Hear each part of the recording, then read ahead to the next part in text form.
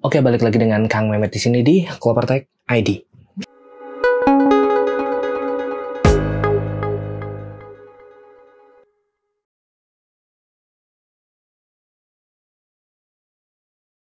Oke, jadi buat kali ini kita bakalan ngebahas atau nge-review sebuah produk casing dari Paradox Gaming, yaitu Paradox Gaming Piston. Nah, untuk produk ini sendiri, yaitu ini baru aja datang hari ini. Kebetulan ini ada yang pesen komputer ke saya, sekalian ya udah saya bikin aja review terpisah. Karena kebetulan casing ini belum saya review.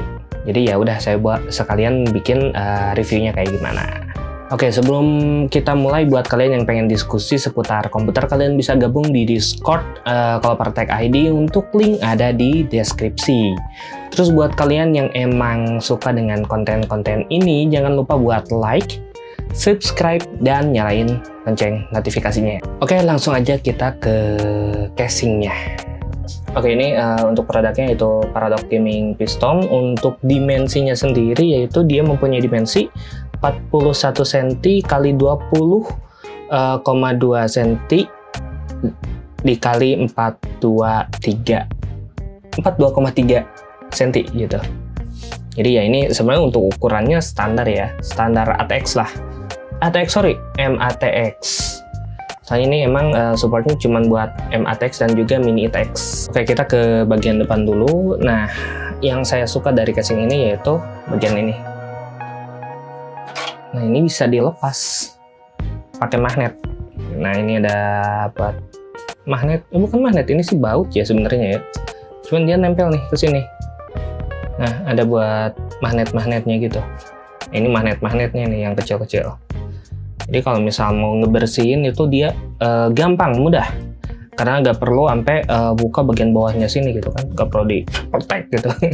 Jadi ini bisa langsung. Terus pasang dulu.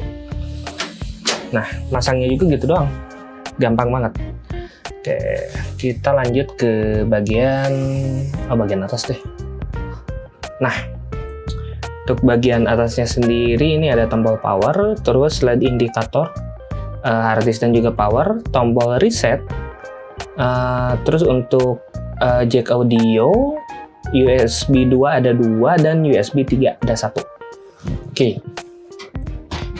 Di bagian atas kita dapat dust filter. Ini dust filter.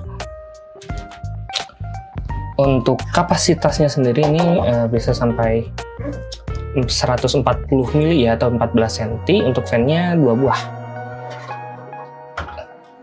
Nah, ini dia bisa dipasang buat radiator juga untuk bagian atas.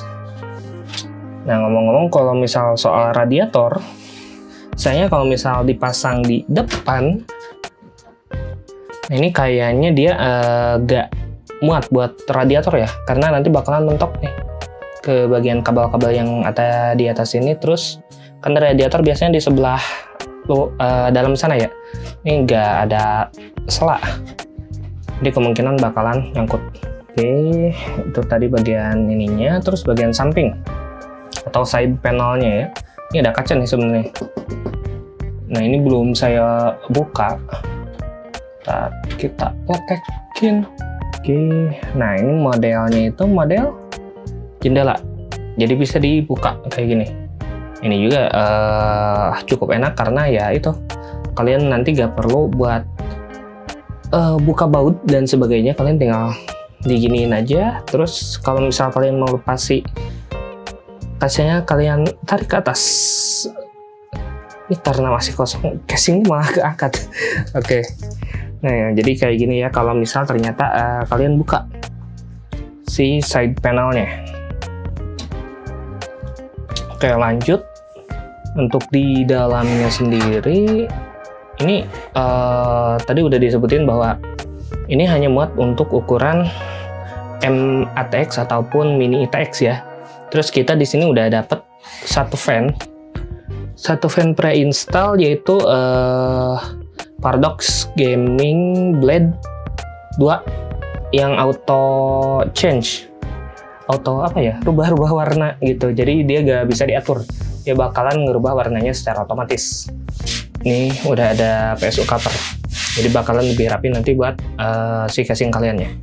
Karena kalau misal casing-casing yang murah biasanya kan ya agak-agak itulah. Oh iya, by the way ini buat harganya itu sekitar 470-an kalau nggak salah ya, 470.000, saya agak lupa sih. Nah terus untuk bagian sini tadi udah dijelasin, ini ada buat fan, ini cuman sampai 120 mili atau 12 cm aja. Ini buat I/O panel. Terus ini, nah ini bisa dicopot ya untuk si apa PCIe-nya. Terus ininya susah bener. Kita coba buka. Nah ini bisa kalian geser gini doang, jadi gak perlu dibuka sampai penuh. Terus ininya, kalau misal kalian pasang PGA yang ringan-ringan, yang biasa, kaget sumpah. Nah ini kalian nggak perlu dipletekin, jadi kalian bisa pakai lagi. Nah ininya ya, ini mantap sih lumayan. Karena biasanya ya banyak lah yang nggak ngasih yang kayak gini. Jadi kalau udah gak kepake, ya udah nggak bisa digimana-gimanain lagi. Ya udah, ini bagian belakang ya standar aja. Dia cuma buat ada fan.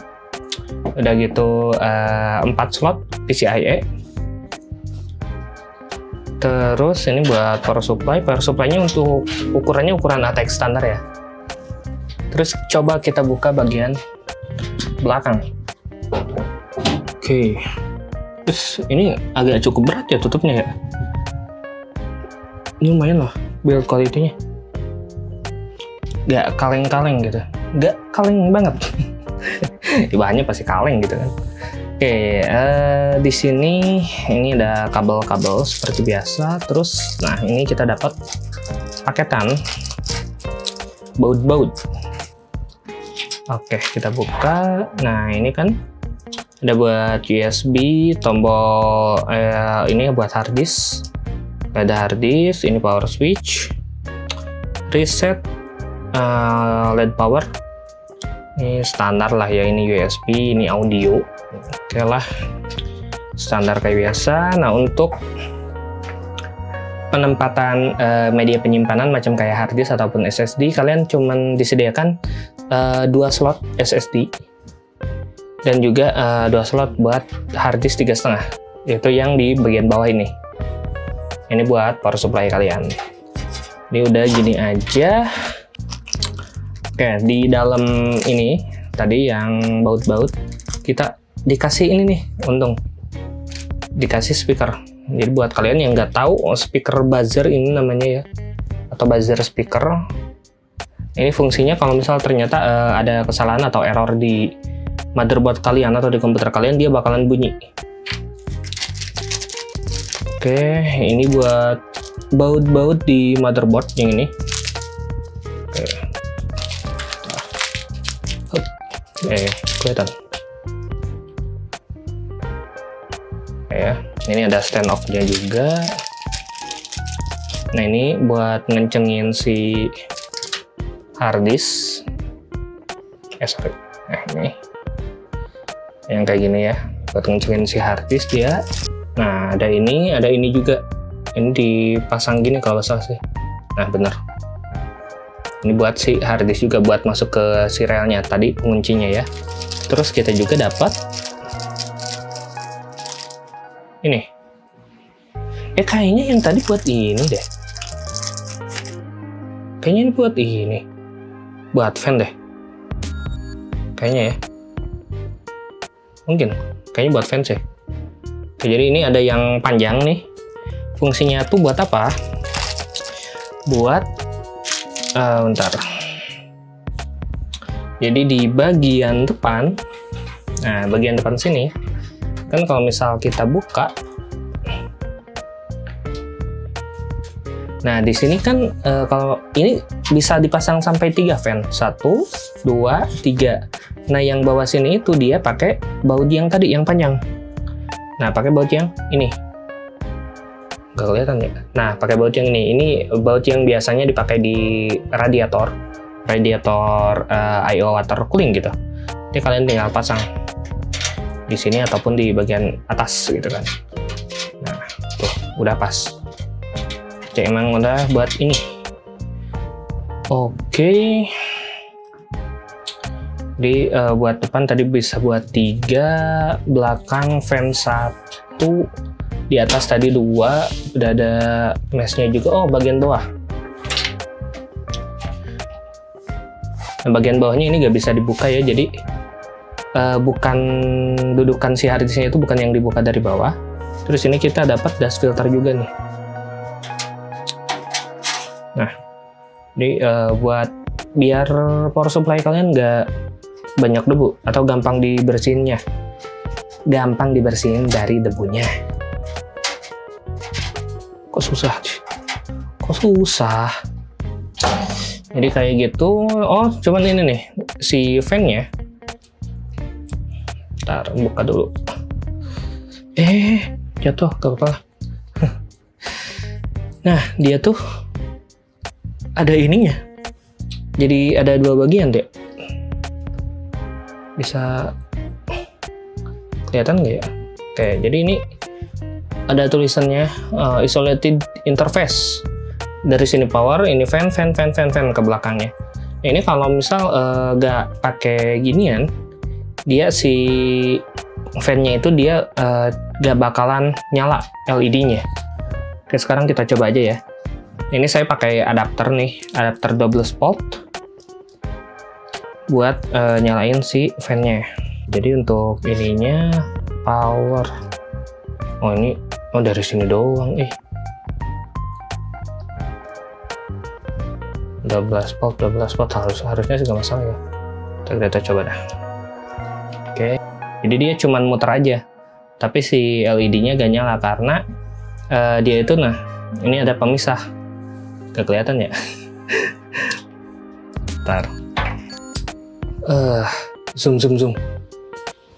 Hup. Nah, jadi ini tuh ada beberapa pin nih. Nah, sedangkan kalau misal yang buat apa? Standarnya dia kan pakai 12 volt. 12 volt ini yang ujung sebelah sini. Ini 12 volt. Sisanya lagi ini yang 5 volt buat si LED-nya. Nah, yang paling ujung sini buat LED-nya. Makanya kalau misal dia nyoloknya cuman 12 volt aja tadi, ya otomatis LED-nya nggak nyala. Sekarang kita balik lagi ke bagian belakang. Ini bisa dibilang cukup dalam ya si bagian untuk kabel manajemennya. Kalau misal kita ukur pakai penggaris deh, ini tuh sekitar segini nih. Nah, kurang lebih 2 cm kurang lebih ya dalamnya tuh, 2 cm lah. Ini cukup lebar juga gitu, bukan cukup lebar, iya lebar sih. Ini cukup lebar buat nanti kalian penataan kabel-kabel, jadi cukup leluasa lah, gak bakalan terlalu kesulitan. Oke, jadi itu buat penampakan atau sekilasnya aja.